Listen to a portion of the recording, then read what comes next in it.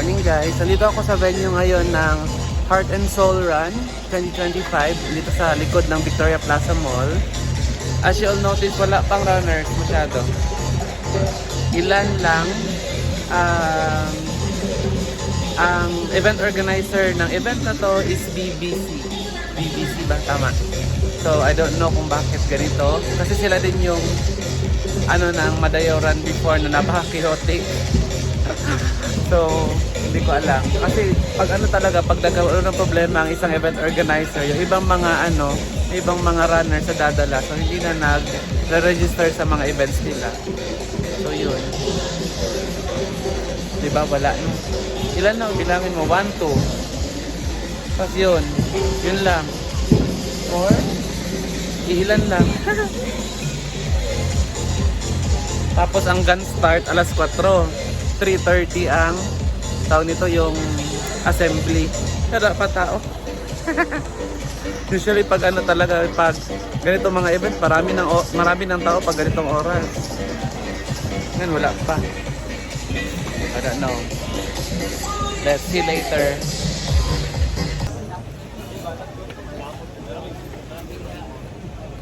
Okay. Konti lang kami guys.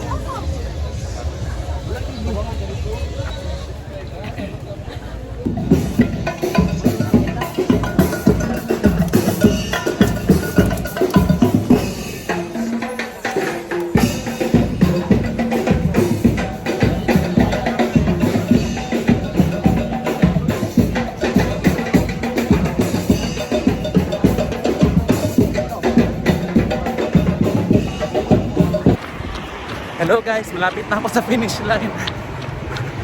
Hindi ako nakapag-shoot kasi ang dilim ng ruta namin. Tingnan nyo, halos di ako makita. Ang dilim ng route namin guys, sorry. Mamaya na ako mag-shoot ulit pag dating doon sa finish line. Konti na lang, 500 meters na lang. Let's go. 57 minutes. Same pa rin guys, 57 minutes. Haha! Ganda ng medal.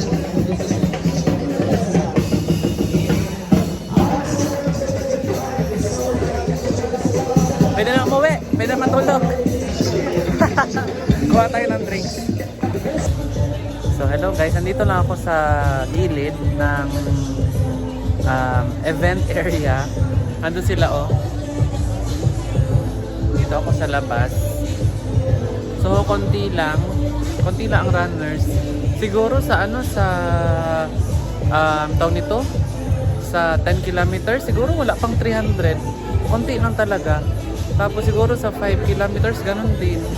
Pagpalagay mo na less than 1,000 lang kami lahat-lahat na. Parang ganun, konti lang talaga. Sobrang konti kasi nga 3 events pa lang ngayon. Yun ang pangit kasi pag 3 events hati-hati talaga. Meron daw dito, meron sa may Azuela. Tapos di ko alam, nakalimutan ko yung isa. So 3 events, hiwa-hiwalay. So syempre maghahati-hati talaga yung kung saan magre-register yung mga tao, di ba? And tawag nito, hindi ako nakapag-shoot masyado kanina because yung dinadaanan namin, yung route namin, napakadilim. So useless na mag-shoot ako dahil hindi nyo rin ako makikita. Shadow lang makikita nyo sa akin. Napakadilim talaga ng area. And since siya yung madilim and may mga nakakasalubong ka na sa sasakyan, kailangan mo talagang mag-focus sa pag-run mo. Hindi ka pwedeng mag-shoot kasi baka bigla kang mabangga, di ba? So yun. And ang comment ko sa food, hindi masyadong masarap, wala masyado. Ang lang nila is papipiliin ka kung lomi or pastil na may itlog, yun. Tapos syempre meron pa rin finisher shirt, meron kang pokare, meron kang water, and then meron kang tahok, ganun. Unlike doon sa yung sa last run ko, yung Lamdagan, yun maganda. Daming food. Lamdagan run. Yun siya. Ngayon dito konti lang ang tao. Kaya lang, ang maganda lang dito, maganda talaga ang medal. Sobra. Oh? Ang ganda ng medal, oh. Kinagandaan talaga. Sa Lamdagan, pangit. Acrylic lang siya na na one-sided na acrylic. Yung dinidikitan lang ng Yung hugis heart siya, tapos dinikitan lang nila ng sticker, ganun. Eto, maganda talaga kasi metal, oh. Kulay gold pa. Diba?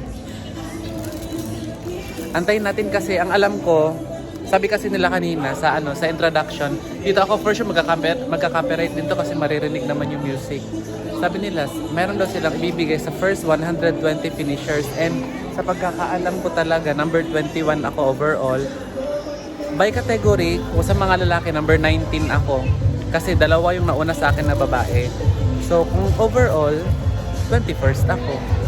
No? Tapos, muntik pa akong maligaw kasi sobrang dilim nga. Hindi ko alam yung papabalik na ako. Meron ako inikutan, buti na lang may marshal. Kung walang marshal, talagang naligaw na ako. Hindi ko na alam kung saan ako pupunta. Grabe. Ayan. Shoot tayo ulit mamaya. Ay, isa pa pala sa comment ko, guys. Ito. Since isa lang ang finish line at saka yung starting point, ang naging problem ko kanina, yung pagdating ko kasi halos magagan start na ang 5 kilometers pagdating ko. So, parang walang nag-aalalay sa mga padating na 10 kilometers. Yun ang ko kanina. Kasi hindi ko alam kung saan ako lulusot. As in, yung hindi ka pa magtatanong, hindi ka pa aalalayan. So, dapat yung mga talaga, yung mga tao, yung may sarili silang talagang mga yung tawag nito, parang job description ba, parang ganon, na for example, itong 5 tao na to sa mga finishers ng 10 kilometers, itong 5 tao na to para sa mga mag-e-encode ng number ng bib, ganon, itong mga tao na to para sa pagsa-start ng 5 kilometers, ganon ba, nakaatado yung mga nakaatado yung trabaho ng mga staff. Kanina kasi pagdating ko talaga, kung kung hindi pa ako magtatanong kung saan ako lulusot, hindi ko alam na magtatapa ka pa pala doon sa parang sensor. So, sa tagal kong umikot, hindi ko alam kung ilang segundo na yun, sayang naman yun, di ba? Kasi kung PR yun, iba yung oras ng Strava mo, iba din yung oras nila kasi nga, hindi ka ginaid ng maigi kasi nga nakaharang yung mga 5 kilometers doon sa starting area, which is kasi nandoon na sila kasi magsa-start na sila ng alas 5. Dumating ako ng before 5. Yun. Kasi 57 minutes ako, 3 minutes away to 5. So yun. Anyway, wala tayong magagawa, ganun talaga. Wala silang coordination. Basta itong talaga na to, itong maraming issues talaga tong event organizer na to. At least nag-improve naman ng konti, hindi kagaya nung Madayo ba yun? Madayoran ba yun dati? Ay napakagulo, guys. Diyos ko Lord. As in, yun pa yung walang medal. Sobrang gulo nun.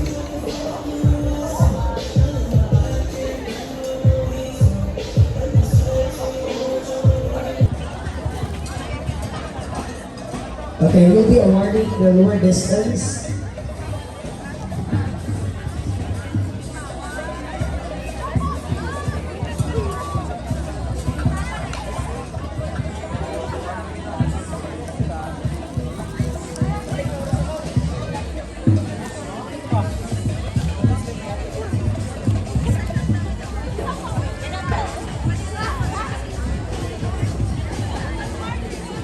Uwi na tayo, guys. Akala ko may special award. Yung parang meron sila ibibigay sa first 120 finishers. Yun kasi ang sabi nila kanina. But it's okay. Congratulations sa lahat ng nanalo. And medyo gloomy, medyo madilim ang panahon, makulimlim. It's almost 7 o'clock in the morning. 5 minutes to go before 7 and it's still very gloomy. So, masarap maglakad pa uwi, pero hindi na ako maglalakad. Sasakay na lang siguro ako. Yan siya. So, lesson na nakuha ko habang, nagre-register ako sa mga fun run is that kailangan ko magdala ng plastic sa dito sa bag ko, belt bag. Kailangan meron ako nakalagay na plastic, nakasokbit na plastic dito sa loob para just in case na may syempre ibibigay na Pocari Sweat, may bibigay na water, kung ano mang mga refreshments, mga food na hindi ko nakakain, at least may paglalagyan ako. Finisher shirt ko, medals, and then kung ano mang mga freebies na mga binibigay nila, at least meron ako paglalagyan because it's too difficult for me to carry several items sa isang kamay lang. Kasi syempre dito sa isang kamay ko gamit ko ang hawak ko ang phone ko, and this phone cannot fit here sa ano ko sa belt bag ko dahil may mga laman na rin yung belt bag ko. So yun talaga ang lesson na na-learn ko, na kailangan ko magdala ng plastic talaga. Kahit maliit na plastic, tingnan nyo ito. Bumili ako kahapon sa convenience. So, meron akong maliit na plastic. Ito yung nilagay ko sa loob. See? Meron siyang lamang rosas, 2 rosas. Because since this is a post-Valentine's run, kayang heart and soul, puso at saka pa. Parang ganon. So, puso sa pagtakbo. Parang ganon. A Valentine running event. So, nung natapos ka, magbibigay sila ng rosa. So, binigyan ako ng 2 kasi 2 yung nagdi-distribute. Hindi alam nung isa na nabigyan ako ng isa. So, 2 yung nabigay sa akin. So, yun. Ayan siya. Ay, may improvement pala yung mukha natin. Oh. Medyo kumenis man tayo bakay. May binigay sa atin na sabon at saka ng at saka ng crema bolide. Uwi na tayo guys. So, sasakay na lang tayo pa uwi para hindi naman masyadong masakit sa paano. Oh. Sana hindi umulan kasi maglalaba pa ako. Pag uwi ko ngayon, I will sleep for siguro 2 hours and then maglalaba.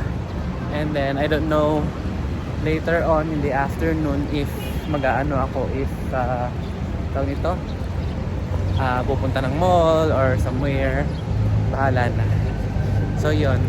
I hope nag-enjoy kayong manood kahit wala naman masyadong nakikita. Wala masyado akong pinakita sa inyo today because yung area nga medyo madilim. Yun lang. Take care guys. I love you all. Till my next run. Babush! Mwah!